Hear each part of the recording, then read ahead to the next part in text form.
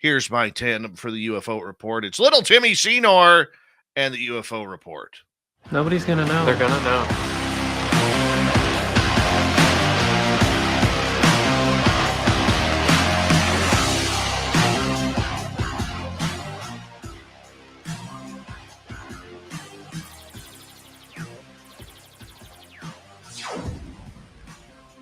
Timmy, it's been a good solid week of information, my man, and it's good to be back on the air with you. As things settle down here around SORHQ, we get back to normal with broadcasting and everything. I just want to say big thank you. You over the weekend and since my mother passed 12 days ago, you've been extremely supportive and extremely awesome in checking up on me, see how you're doing. And I just want to say publicly how much that means to me, my man. That's what family does for each other, man. Of course, I would be here for you. Of course. And all the love from your chat as well. You've got a ton of supporters that have been there for you as well. Not just your team, but everyone in the chat has been asking every day about you. And so Marquis been holding down the fort, and I floated in here and there. But the show's been fun. It's been a lot of fun. But yes, we have had you in our thoughts, my friend. Appreciate that. And to our audience members as well, thank you so much for the love. What's been going on in the UFO world? I've caught a few ditties here and there from Tim Burchett going absolutely haywire to new stories coming out, new whistleblowers, and it seems like it's an exciting time going around the world right now. And Tim, before we get to the topics of the night, I just want to kind of dabble a little bit, because we never use the word dabble. So I'd like to dabble a little bit. Just your thoughts over the last 3-4 weeks on everything that is going on. Is this healthy for the environment of UFOs? Is it good? Is it confusing people more? What's your overall thoughts?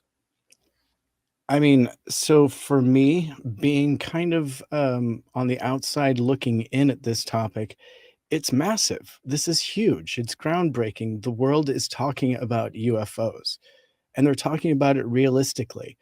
They're not whispering about it embarrassingly.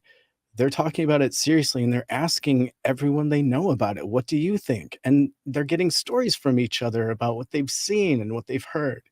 So the world is buzzing about it. Just the fact that we had somebody that was willing to come forward in Vegas with their sighting, that took courage, so we're going to get lots of stuff coming forward.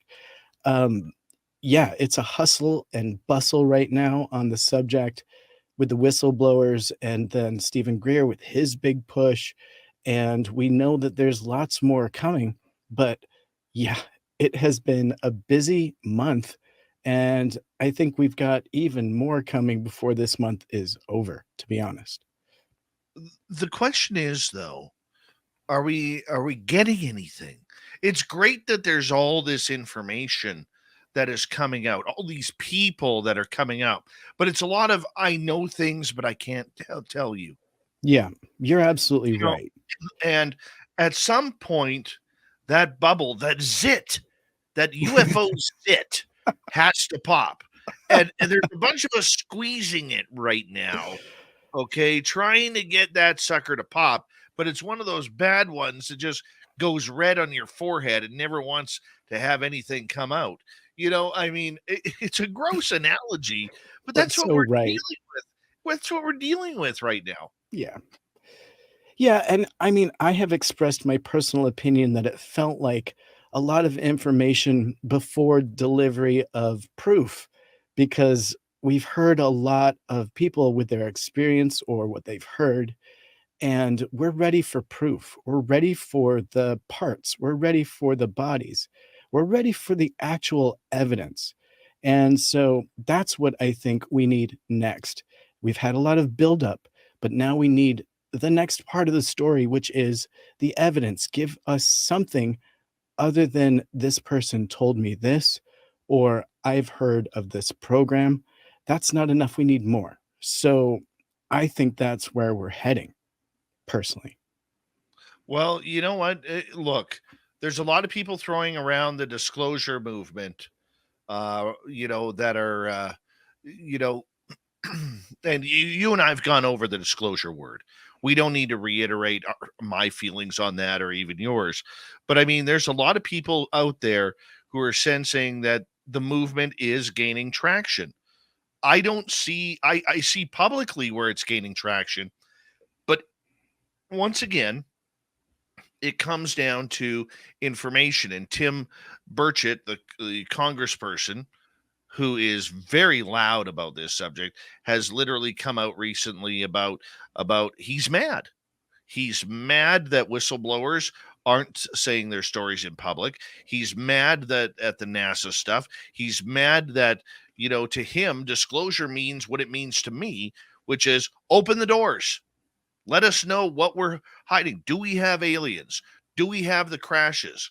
Okay. If what David Grush says is true, where is it? Who's hiding it? Did it fall into private hands? Because if it did, that's not good for the American public. Okay. That's stealing from the American public. So there's all of this stuff that is going on. I think in the next little bit here, dude, and please correct me if I'm wrong, I think we're going to see some anger. I think we're going to see some real anger start to come out about this subject, because all we're doing is continually building the circle. We're not filling in the pieces of the pizza puzzle here. Okay. We need some pepperoni, man.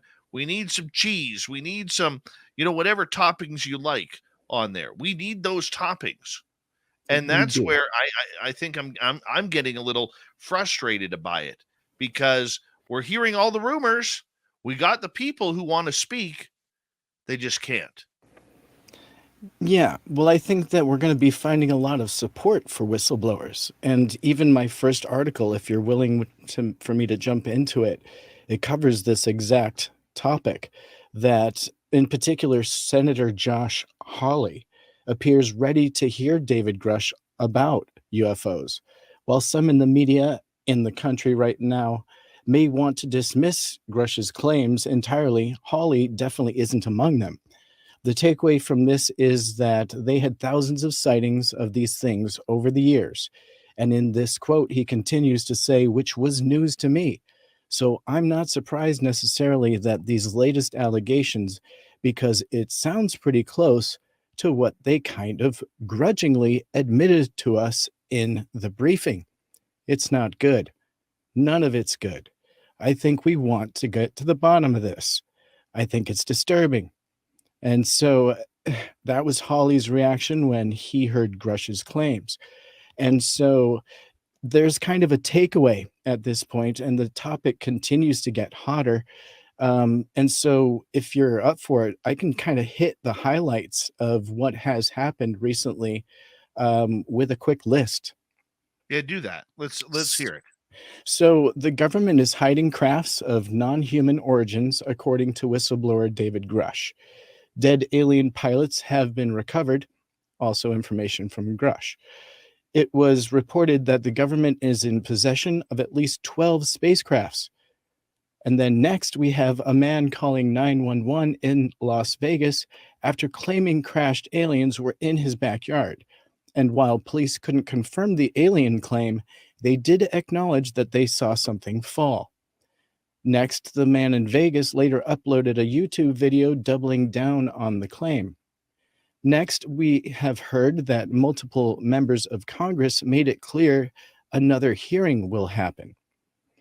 And then now, as we were talking about, Congressman says that the American public needs to know if something is being hidden, in particular, Tim Burchett. And then the Vatican has helped the Vatican helped cover up a 1933 UFO crash. And then finally, to summarize this past week or two, a UFO was found with an interior the size of a football stadium and the outside of the craft 30 feet across. So that's kind of a summary of the past 2 weeks, what we've had. And so there's been quite a lot of information. But again, some of it feels like it might be real. Some feels like it's a distraction. Some feels like it could be just totally fake. And so the public doesn't really know where to look at this point. And so I kind of understand where you come in saying disclosure question mark. Over to you. Well, I mean, look, if we're trying to get the information out to the public, which is our job and what we need to do, where do we start? There's so many different angles going on right now and so many competitions for money, for disclosure, for dollars, which I think I could see us in the near future spending a lot more time on that topic. Okay, where the information is coming from. Look, this new senator that wants to get involved, I apologize, his name again is His name is Josh Hawley, okay. Hawley. Okay. So Josh Hawley, the problem with this, it's twofold. Number one, it's great that he wants to get involved, that David Grush has made him come out in public and say, I need to hear from this guy. I need to know more. I need to jump on the bandwagon here. But the problem that we have is Josh Hawley, elected official, going to go back to his constituents in the American public and the world public and say, this is what I found out. This is what I know. See, we have all these people getting interested. All the right people are getting interested, but they're silent when this little thing called a microphone is put in front of them. They don't want to talk about it. They claim that, right now it's all about national defense. It's all about secrets. We can't have disclosure or any sort of closure on this topic until we start hearing those secrets. And why are they secrets? Why are they secrets? The only and this is, and please correct me if I'm wrong, Tim. The only reason why they are secrets is unless the American government and military and agencies have been doing something nefarious with this behind the public's back. Whether, if you take, and I'm going to give you a quick example here. If you take the fact, okay, to me, David Grush said two very important things. Number one, on crash retrievals, he said, we have portions of craft, and I'm paraphrasing here. We have portions of craft, and we also have fully intact craft. Nobody asked him, what do you mean by fully intact craft? If you have fully intact craft, that means they didn't crash. Okay? How did you get them? Were they a trade-off for human technology? A trade-off for people? Were they because obviously they're not going to trade us technology. They've just come across a universe or come across dimensions to get here. Okay? So let's look at that for a second. Number two, he's the first person to say that many of these craft are piloted and not by humans. So that means a couple of things, Tim, if we go down the rabbit hole. That means, number one, on crash retrievals, we have bodies. Or number two, on the fully intact craft, we may have live aliens somewhere that maybe we're beta testing, alpha testing communications, or a relationship with that species. Yeah. And so, That's where we could get into trouble. well, my question is him talking about that and even specifically pointing out the Vatican case 1933. Is that because we're going to hear more about cases that supposedly we have evidence for, or at some point are we just going to see the evidence and then hear the case after? I mean, at some point we need more than just the story, and I think that's what you're talking about here. But if there are craft and there are body, whether intact or in part, we need more, don't we? I mean, because that's what's being implied by this conversation, that the next step is revealing something else that proves this story. Do you agree? Well, they have to give us something. Okay. The problem is they don't want to give us anything, Tim. Okay. Look, the only reason why this hasn't gone away is because more and more people in authority positions are becoming more and more vested in this. And there's people who are no longer maybe parts of programs that are hoping the whistleblower support and protection helps them out. Okay. Look, I think David Grush is the real deal. Okay. I really do. I am 100% convinced. My insiders that I get my information from are 100% convinced he is the real deal. His resume so far is impeccable. We have a reason to believe him. We have a reason that he has taken, if you take him at his word, there's a reason that we have moved a step or two closer towards getting the information that we deserve. We just need to be asking the questions. We need to be, asking about everything. So far, okay, we know that there is 7 hours of testimony with him from Ross Coulthart, the investigative journalist. We've only seen about 30 minutes of that. What does he say in the other 6.5 hours? And I know that will be released. When? Don't know. Okay. I'm hoping soon. I would be interested in seeing or sitting down on a weekend and watching 7 hours of his interview. Absolutely. I think you would too, Tim. Right? Indeed. Indeed. But I mean, there's questions from other people. Like when you're sitting in an interview like Ross Coulthart, you're not going to think of all the questions. You're just not, because you have your plan, you have your questions written out, and sometimes you're going to forget to sidebar because you're shocked at what was just said. It's those secondary interviews that are going to provide a lot more information. And hopefully we can get him on this show. When we return on the UFO Report with our good friend, our resident Timbit, little Timmy Seanor, we're going to get into senators talking about whistleblowers' claims and NASA once again. Come on, Tim.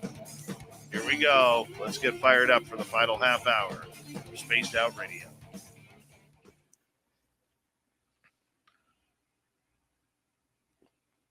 Just had to throw a NASA story in there, didn't you?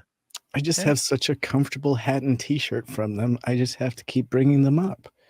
It's because they make great shirts. That's why I can't get them off my mind.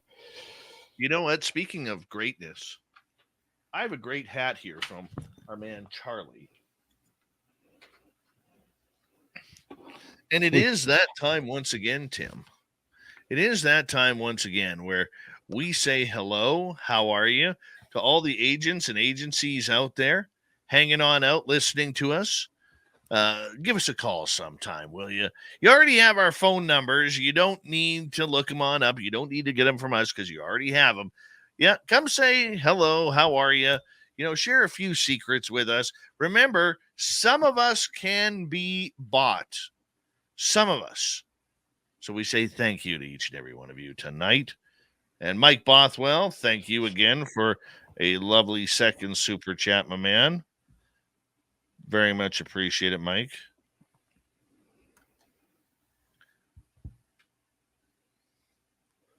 It's warm in here. Very, very warm. It's that time of year. What is it there right now? Summer, almost. What's the temperature like? It was cold earlier. Like cold for a summer day. Like right now it's 47 Fahrenheit, 8 Celsius. Gotcha. I'm trying to imagine what to pack. Tomorrow it's supposed to be, so I'll give you the rundown for the week. Tuesday is supposed to be a high of 66. Wednesday is high of 62. Thursdays, a high of 71. Fridays, a high of 75. Saturdays, a high of 75. 77 for Sunday, 79 Monday. You're not coming up this weekend anyways. No. I'm just getting curious. Like, what's your summer like? Do you get hot? No, dude, bring shorts. Yeah, shorts. Bring shorts. Oh, yeah. Bring shorts. I absolutely love it. So we already covered the senator thing, but we have those other stories, but it does blend in. And actually, I sent you that fourth one, and we could bring that up when we come back, because that is a piece of evidence that has been dug up to support what that whistleblower David Grush said. So we can talk about that piece of evidence, which is literally some physical documents that have been dug up. Well, let's just continue the conversation. Indeed. Wherever it goes, man. Yeah, beautiful.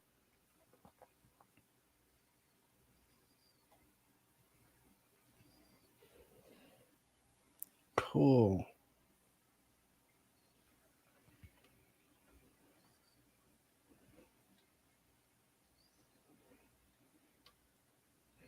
You're going night after the show, right? You're not planning on staying up? I'm pretty much going to bed. Yeah. Falling asleep at your desk today? I did. That was the funniest text I think I've gotten in quite a while. I was like, that is par for the course. So for people who don't know, I had my boss laughing at me earlier today because I fell asleep at my desk. It was like 4:15. We shut down at 5. You shut down. And Dave, when you fall asleep, it's great. He's just sitting there. You can imagine it. Just eyes are closed. He could even be on the phone, eyes closed. Yep. It happens. I've been on many a phone calls where all of a sudden I start snoring. Yeah, I've been on one of those. You start drifting and making nonsense talk. I'm like, he's falling asleep. Yeah, I should probably let him go. Dave's falling asleep, and Dave feels bad about that. He starts getting a little giddy. You know, it's time to hang up. Oh, yeah. Yep. It's good stuff. All right. What do we got here? We got a couple more seconds here. Cool.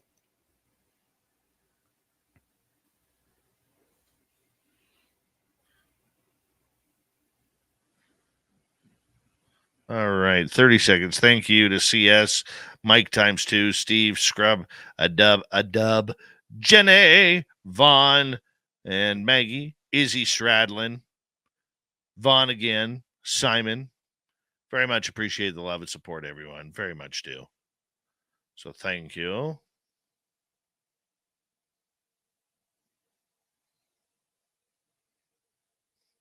Here we go.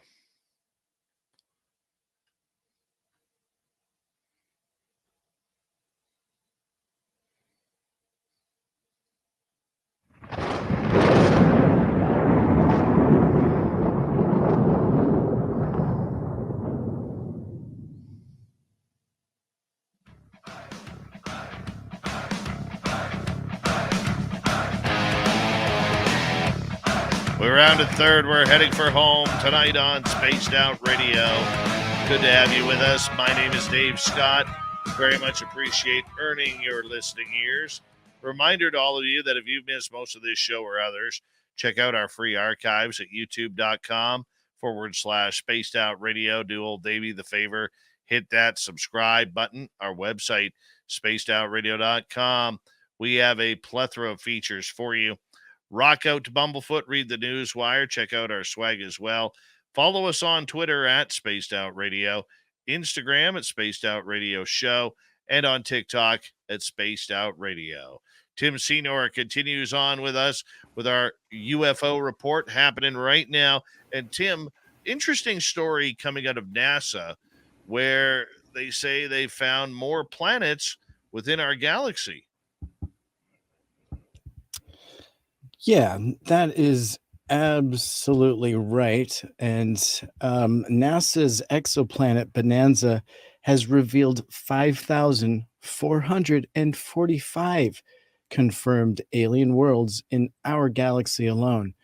And so the prestigious space agency, in addition, identified 9,714 more potential exoplanets awaiting confirmation. And so this unprecedented discovery indicates that our galaxy is a busy neighborhood, teeming with a myriad of planets in its 4,063 identified solar systems. So, a universe packed with planets. And so the pursuit of alien life has been part of the driving force behind NASA's exploration. And the recent exoplanet discovery fuels scientists' enduring quest to identify planets that could potentially harbor life. And so, in a vast expanse with 100 billion planets, finding life sustaining ones might seem like finding a needle in a haystack. However, a study offers a more precise estimate: 300 million possibilities for life, and the study suggests that approximately 300 million of these 100 billion planets could have the essential ingredients for life. So the study considers factors like the planet's distance from its star, its temperature, the planet's atmosphere, conditions, and within the so-called Goldilocks zone. So, not either too hot nor too cold for liquid water to exist. And so, these are the prime candidates in the quest for extraterrestrial life. So, knowing that all of these exoplanets are being discovered, we know that this is definitely potential for life to exist very close, potentially, in our own galaxy. So, Dave, your thoughts, knowing that this is actually some new information um, detecting these new exoplanets? Look, I beat on NASA a lot. You know that. And for Yeah, good reason, for their lying about the UFO story. But this is the side of NASA that I enjoy: the finding of these planets, the fact that they're finding more and more that seem to be in the quote unquote Goldilocks zone, that could be teeming with life, that could be teeming with other humans or other species or extraterrestrial, ultra terrestrials, extra Temptation Island terrestrials, or whatever they're called by Dr. Michael Masters. Okay, we have the ability to start seeing these things through technologies like the James Webb Telescope and more. It's only a matter of time, Tim, before we get that signal. I think the signal has already come, except it's being covered up. But it's only a matter of time before we start, getting something from some of these planets. We cannot be the only world teeming with technological life on this planet here. And if there are more than 5,400 of these planets that are now found, and many of them hundreds, if not thousands, well, let's stick with hundreds of them. Even if there's tens of them that could be teeming with life, they know where to look. They know what's going on. And wouldn't it be interesting? Can I throw some woo out there for a second, Tim? Would you mind? absolutely. It wouldn't be Right. the first time. Okay, well, right before the break, we were talking about David Grush and the fact that we have intact craft and pilots. Wouldn't it be great if it was these pilots or the navigation of these intact craft that were showing us where all of these planets are? We may actually have examples from this from our interstellar travelers that have visited here or crashed here or being used as scientific experiments here. We may have that information already. And that's maybe why we're starting to see a lot more of these planets come out. Now, I know that seems a lot of woo for some people, but there is the possibility that how we're finding this.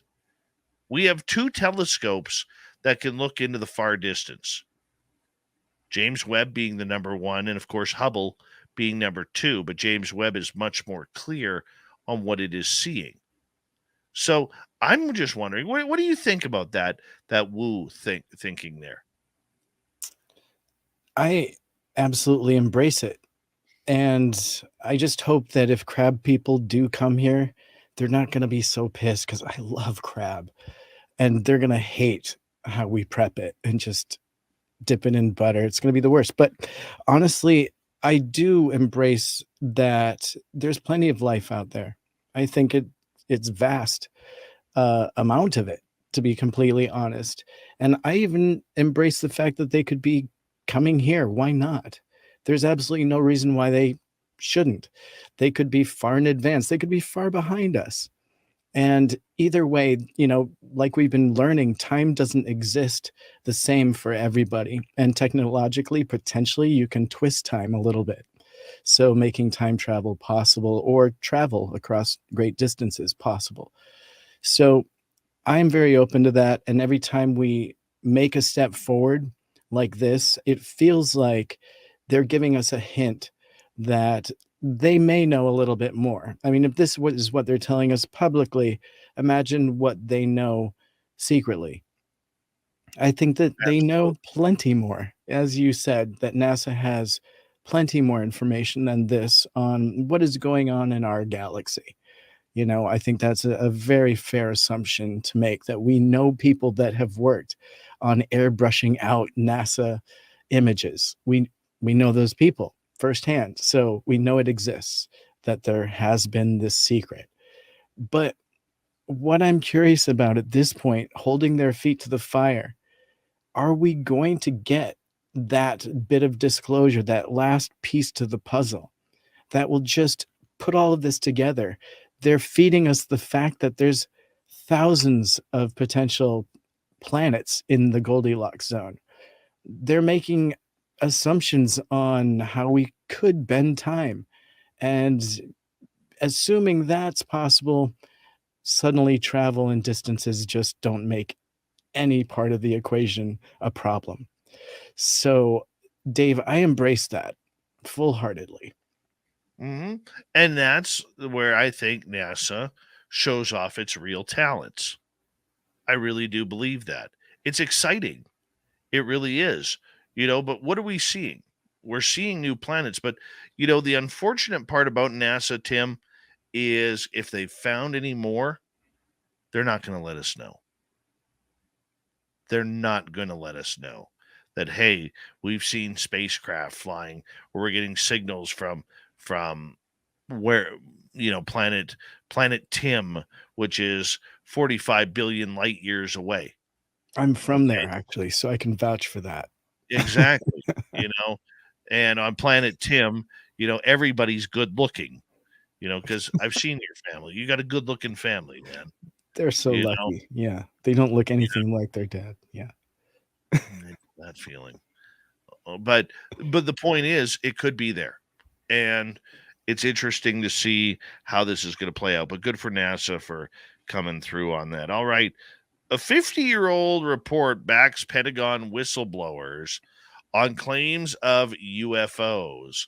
This is interesting because this is going back to 1970 here.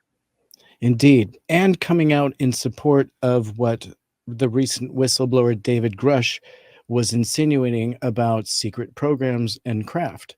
And so this is called the Harry Turner bombshell. And it was a once secret, highly topical document that's now freely available on the Australian National Archives website. And it was published through the Freedom of Information Act. Now, you may wonder why I'm bringing forward an Australian document, but you're soon going to realize that this was actually published by Harry Turner, who was the then head of the country's nuclear intelligence division with the Joint Intelligence Office. Harry Turner authored a report on UFOs, which he passed on to his director, R.W. Furlonger, in May of 25th of 1971. And so Turner makes things clear from page one that the two documents attached are intended to focus on the aspects of the UFO problem that have tended to remain hidden. And many surprises indeed ensue for the average reader as he navigates through the report, consisting of two parts, as depicted by Harry Turner in his intro. Part 1, a report on the U.S. attitude of UFOs, dated May of 1971. And Part 2 is the evidence of the use of weapons systems by UFOs, dated January of 1970. And so Harry Turner's first offer a brief, dense, and fascinating summary of the American posture on UFOs, 5 short paragraphs for as many key points, which take the reader straight into a new world where scientists and military personnel replace conspiracy theorists. And so he gets off to a strong start with his quote here: the early analysis of UFO reports by USAF intelligence indicated that the real phenomenon were being reported, which had flight characteristics so far in advance of US aircraft that only an extraterrestrial origin could be envisaged. And the weather balloon hypothesis, so often suggested by USAF to explain away UFO sightings, now seems insufficient. And Turner adds that a component of the CIA, the Office of Scientific Intelligence, the OSI, has been studying UFO reports, quote, with the intention of determining the UFO propulsion methods. So their part 2 is all about a campaign to discredit UFOs. And Turner then writes that as early as 1953, the very same CIA persuaded USAF to, quote, use its UFO investigation program, Project Blue Book, as a means of publicly debunking UFOs, as we all know, adding that the agency feared an overload of communication channels in the event of a new wave of UFOs like the one observed the previous year, which could be benefited our opposition. So the physicist goes on to say that the CIA also asked USAF to, quote, allocate funds for the Avro, the advanced saucer aircraft, and the launching of a crash program into anti-gravity power. And so the man at the head of the Australian Nuclear Intelligence Division points out that, quote, to initiate such programs decades ahead of normal scientific development would indicate that the US government acknowledged the existence of advanced aircraft, which presumably used a gravity control method of propulsion. And so finally, he adds that an additional motivation could have been that the fear of our opposition would achieve this goal before the US. And this would explain the urgency conveyed by the CIA to the USAF. So documents, a discussion, proof positive that everything that was talked about recently, there may be physical evidence and quite a history of a cover-up. So Dave, it's great to see that this was actually dug out and brought forward. There are some pages now, if people want to go and look at this themselves, they can go to uapcheck.com, all lowercase. Look, we're going to start seeing more and more of this. Okay, that proves a lot of things, Tim. It proves that the system is rigged. It proves that the system has been in cover up mode for 70 plus years. It proves that back in the day, they were shutting up people by any means possible, whether it was threats to family, threats to their own lives, threats to their careers, financial threats, or whatever it may be. Okay, we need to realize that this is something that is really being pursued. Okay, and it's no different than what we're seeing today, except now they take you out in different ways. They're not killing you anymore. Okay, they're not kidnapping you from your family. Okay, cyber warfare can do a lot of drastic things to a person and ruin a person very, very quickly. I think we all know what that means.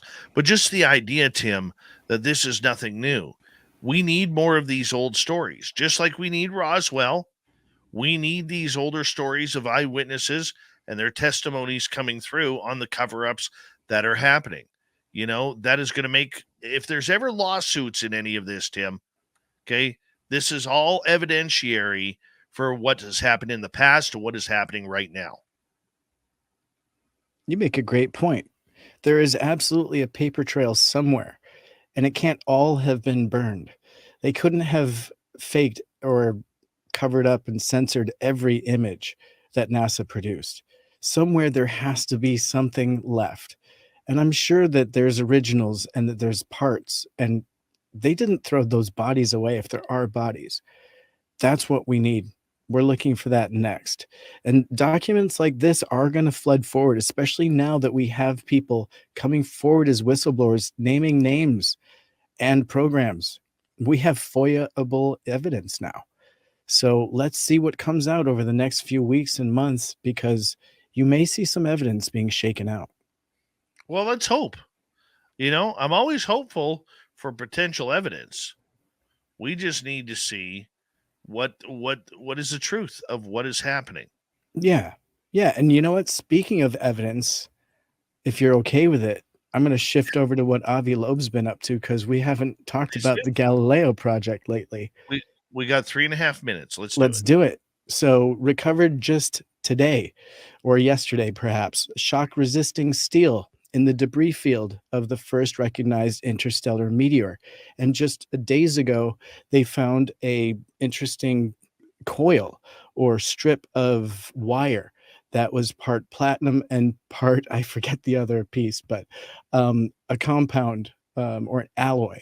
So on the run 6 of the magnetic sled through the likely crash site, first recognized interstellar meteor, they found sample shards through the X-ray fluorescence analyzer that mostly figured a new alloy was flagged as X5 steel with titanium, also known as shock resisting steel.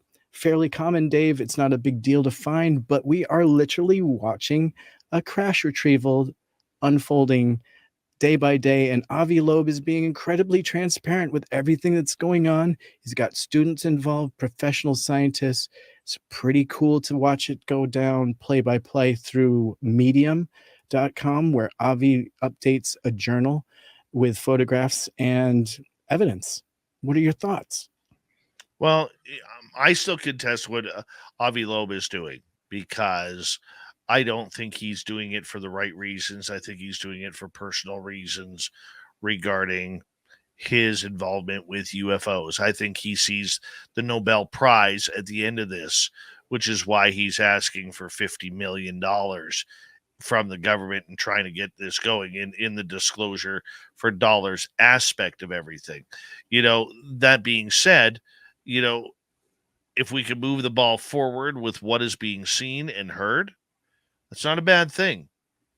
It's not a bad thing at all, Tim. And it is going to take a name out there, whether it's Avi Loeb, whether I like it or not, or anybody else likes it or not. It is going to be a name brand person out there that is going to bring this subject forward one way or another. And this is why I say we have to be careful with how this comes out. We have to be careful with how the information is generated. And we, as a UFO community, along with the journalists and everybody, we have to go through that with a fine tooth comb to see what is actually of interest, what is elite information, and what's just something the dog pooped out.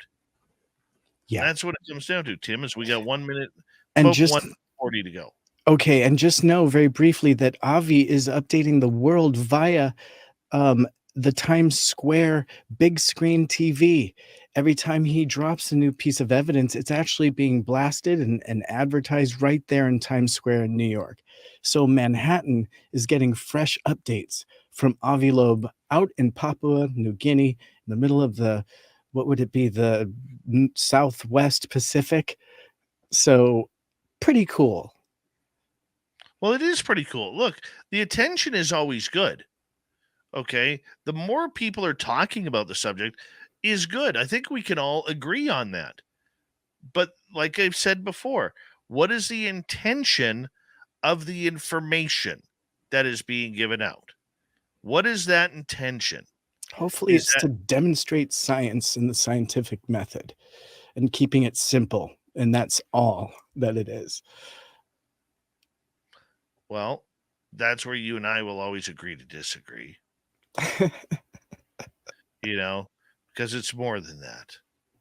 It really is more than that. It's always more than that. Timmy, another great show by you, my man.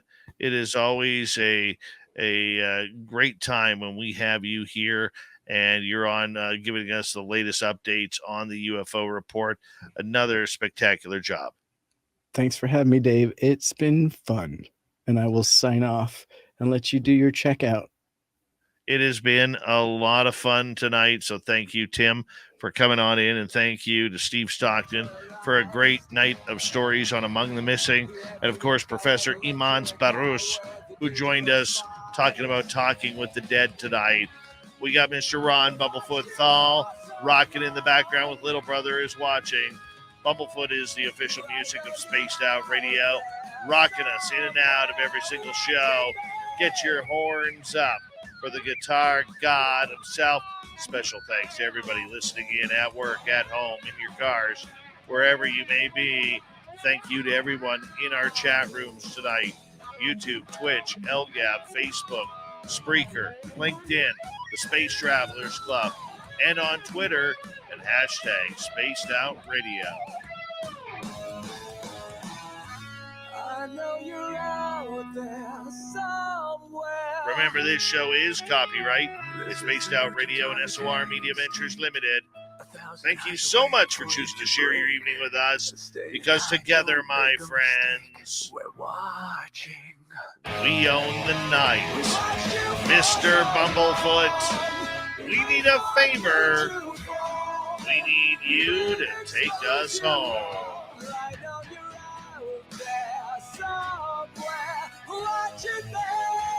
Yes, the Woo train has docked for the night. But soon, my friends, we shall ride again. Your seats are always available. Your tickets never expire. And if you want to bring a friend, we've got room for them too. Good night.